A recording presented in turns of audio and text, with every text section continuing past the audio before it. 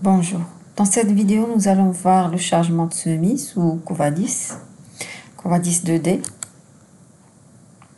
point topographique, chargement de semis, le fichier de points à traiter. D'abord on va choisir notre fichier en cliquant sur le dossier ouvert.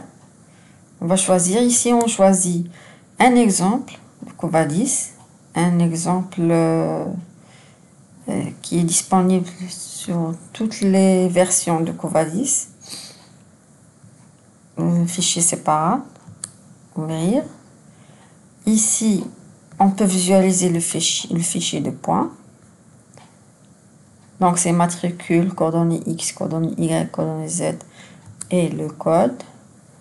Fichier de paramètres, on confirme ici. C'est un fichier avec séparateur espace ou autre caractère.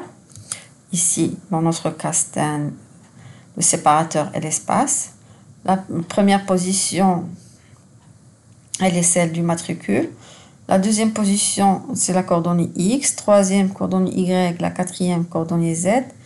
Et la dernière position, c'est le code symbole. On peut l'ignorer comme on peut le garder. Le format des données, donc, c'est M, X, Y, Z et C. Terminé. La définition du point topographique. Bon, le bloc point topographique, le nom du bloc, c'est TC point, le calque TopoGIS. Le diamètre du point, c'est 0,0. Il est préférable de le laisser 0,0 pour l'accrochage. Objet. La couleur du dessin, on peut la changer comme on veut. Et les attributs qu'on va afficher sur notre dessin. Le matricule, on va créer l'attribut matricule sur le calque topomat, c'est-à-dire matricule, avec une écriture standard. On peut changer la couleur. L'altitude, on peut l'afficher ou non aussi. Et le code de symbole aussi, on peut l'activer ou le désactiver directement ici. Terminé. Le calque de dessin, on peut choisir le calque courant qui est déconseillé de travailler sur le calque courant, le calque 0, puisque c'est un calque système qui n'est pas modifiable, qui n'est pas supprimable. Donc, je choisis le fichier BPT. Si je veux travailler sur un calque spécifique, je choisis autre et je choisis mon calque. Sinon, dans notre cas, nous allons travailler avec le fichier BPT, le nom du calque TopoGIS. On n'a pas un changement ou un filtrage des matricules, on n'a pas un changement de repère ou un décalage selon le X, le Y ou le Z.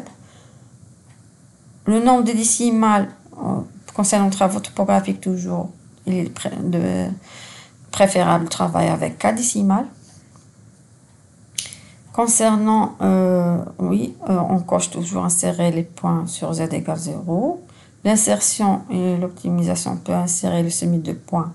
Ici, on va travailler en 2D, donc on va cocher 2D. Si je veux travailler en 3D, je vais cocher la 3D. Sur ce premier exercice, il est préférable de travailler en 2D. Donc, je vais cocher 2D.